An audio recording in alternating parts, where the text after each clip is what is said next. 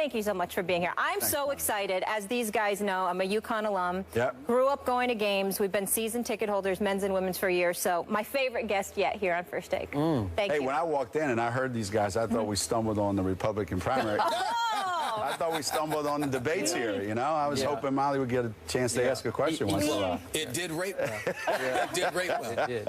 It always does. All right, let's get into it. Geno, you have never lost a championship game. What does UConn do differently that you're able to consistently dominate even in the biggest stages? We usually bring the best team. You know, that has a lot to do with it. You know, when you've got the best player and you got the best team, then it's just a matter of convincing your players that we can't get beat. We can only lose.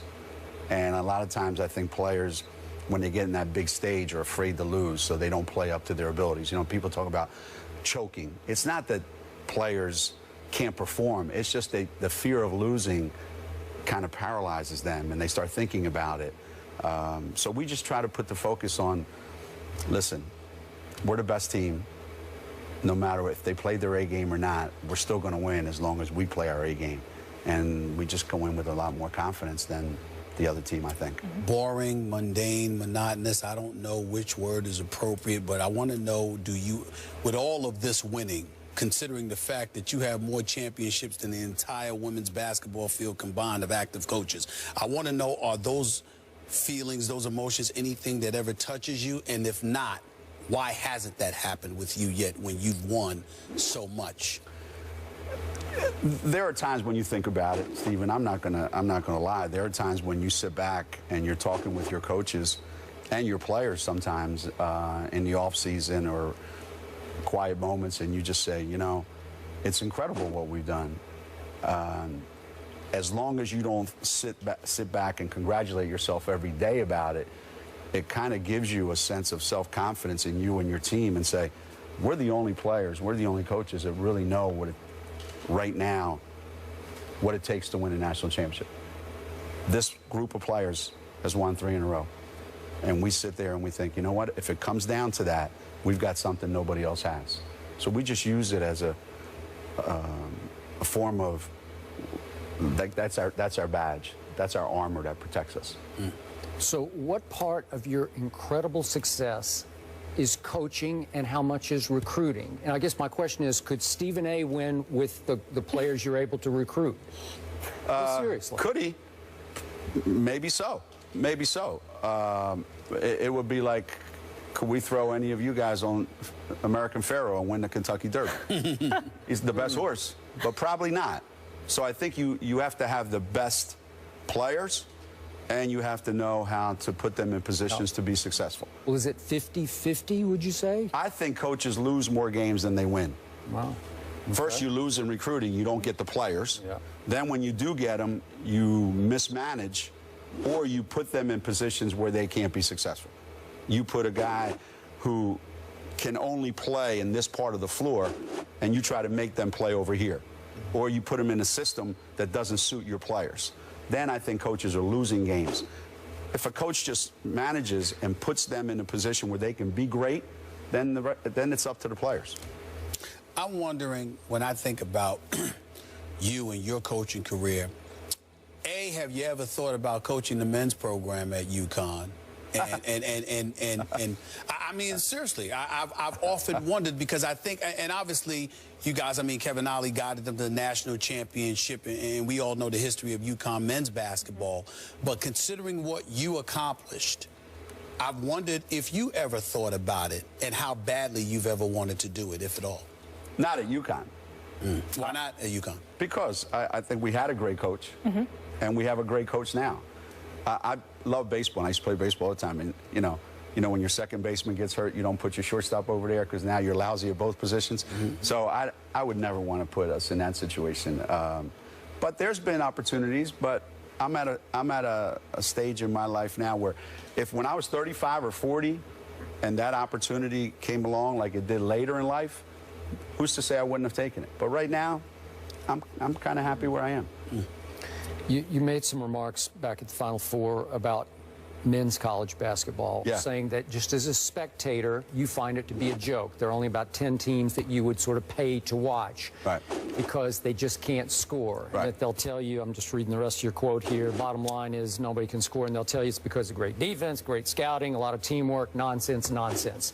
Give us some more thoughts there. Well, you know what's funny? A lot of guys that worked here went crazy, and some people's first reaction was, well, what about the women's game? Well, I wasn't talking about that. I was talking about answering the question about what do you think watching the men's game. Right. So the comments that I made, the people that came back at me, well, there's 25 new rules, aren't there, in men's basketball now going into this year? So I wasn't the only one that thought that. Right. The way I said it leaves a lot to be desired, I think. But I think the game, when you've got that many good players on the floor, you can't be playing games in the 60s. I think coaches have too much control of the game in college. Like you look at the NBA, whether you have the best players or not, you're going to play by a certain standard of rules that are entertaining the fans. Remember when the Knicks used to win 80-75? When Patrick Ewing and Pat Riley, well, they looked around and said, this isn't very entertaining. Right. So I think we have to understand we're in the entertainment business. Yeah. And people want to come watch a game where they're entertained. Who wants to watch a game where you miss 6 out of every 10 shots? You can say, I could do that. I'm not going to, you're not going to pay to go to a concert and see Sinatra and go, he just got the first 3 songs half right. Fair, but I must ask you, would you rather lose pretty or win ugly? Well, I'd rather win. No, the reason I asked that question is because as a Knicks fan, looking at Ewing, Oakley, Charles, John Starks, all of these guys, I was saying to myself, well, it was what it was. A legitimate shot at a title. It was what it was, and they took advantage of the rules. Right. So I'm not criticizing them. I would do the same thing.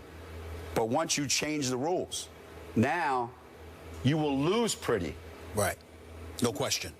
What difference does it make if you lose 60-40 or 100-80? But losing 100-80 is more appealing to fans watching the game. Right. You can convince people that you're playing good defense. You can't convince anybody that your offense is good when you're scoring 60. And I just think we're getting there. I think the men's committee did a great job, and they're getting there. And you're going to see a big difference this year. You're going to see the game being played. I think that's why some college coaches are going to the pros, because I think they're tired of that, like Billy Donovan or Fred Hoiberg. Yep. You know, these guys, I think they like the ability of, like, let's just let the guys play. Let's not strangle them. What's happening? What's happening? Is it also possible that they don't want to have to go out there and recruit? That's part of it. Right. That's part of it. You're a coach in the pros, and you're like, you know, my guy does something stupid at 12 o'clock or 3 o'clock in the morning. That's not my problem. When you're in college, that's Different your problem. deal. Yep. Everything is your problem in college. Excuse me. I'm glad you went there, because that was going to bring up another question I was going to ask you. I'm certainly not going to ask you to comment specifically about, you know, a contemporary in the business like a Rick Pitino, but so much was made about the whole scandal that happened at Louisville just a few weeks ago with strippers and the like in dorms and assistant coaches and being involved. What were the thoughts going through your mind, and what is the thoughts going through a college coach's mind when you see a story like that generating that level of national publicity? What are the kind of things that we should have been saying that you think may not have been said from a coach's perspective? Well, the NCAA has made it so that the head coaches, which would be my peers, we have made to be now responsible for everything that happens on your campus relative to your players and your assistant coaches. That's a lot of responsibility on one person. That means 24/7, you've got to know that would be like you're responsible for your children's actions when they're 21 and still living at home. So that means you have to have a monitor on them 24/7. That's a lot of responsibility. So is that fair that that's the standard we're held to? That's the world that we live in today. So my first reaction was, man, I hope it was just a guy doing stuff to think that I want to look good in my profession by being able to deliver X number of players, so I'm going to do this. I hope that's what it was. That's my first thought. I hope that's all it was. But does that notion go flying out the window when you hear that this stuff was going on in the dorm on campus. It ain't like it was at a club off campus. It ain't like it was at a house party. I mean, this is on campus. Let me tell you something. Being a college coach for 30 years, I got to tell you, I bet you I don't want to know some of the stuff that's happened in dorms over the last 30 years that I've been at Connecticut. I don't want, and any of you that went to college and lived in a dorm, you don't want to know. I agree. You don't want to know. And maybe that's best. And you know what? That's the other beauty about coaching women's sports.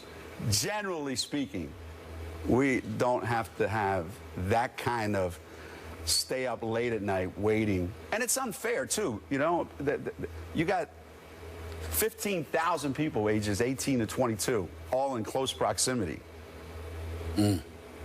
Things happen. Last quick question. A lot happens. You grew up in Philly, an Eagles fan. Yeah. What shot do you give the Eagles to win the NFC East? Listen, how many people we got in this room? If we could put together 11 people in this room, we'd have a shot. So they have as good a shot as anybody. You know what we got to do? We got to stop squandering red zone opportunities. That's the key, isn't it? Yeah. I got an idea. Hand the ball to the running back a little more and let him go. I got an idea. How about Colin Kaepernick? Getting him from San Francisco to Philly. Why is he so great, though? He's just got benched. Same guy that got the team to the Super Bowl. Yeah. So Sam Bradford didn't do that. Something's not right. Hey, look, I don't coach that game. I just watch it. I enjoy it. And I just know that if you don't put 40 points up on the board anymore, it's hard to win in that league. Yeah. It seems like it anyway. It's like college football is the same way. And that's what I was saying about college basketball. Yeah. Every place else, it's about putting points on the board. You know? And the Eagles, they usually do that. I don't know. They used to. They usually do that. And they're going to do it Sunday night, too. Sunday night football against your... We'll see. No, your Cowboys. Don't say me. Your Cowboys. Don't say me. His Cowboys. His Cowboys. Cowboys. Yeah, my Cowboys would be lucky to score 6 in that game. I'm glad you But we all live in New England, man. We're all Patriots fans all the time. Yeah. Absolutely. There you go. Absolutely. You just put up 95 to 39. Not a bad night yesterday in Hartford. Different. Yeah. That's different. The level of That's just another day the in level the of office. talent last night was worse than that. Even the level when the of talent goes up, you guys will still get it done. Geno, thank you so much. I like our chances Sunday night. Thank you so much for what you've done for not just the basketball program, but the university as well. I appreciate you making time. Thank you, guys. More First Take after the break. Keep it here.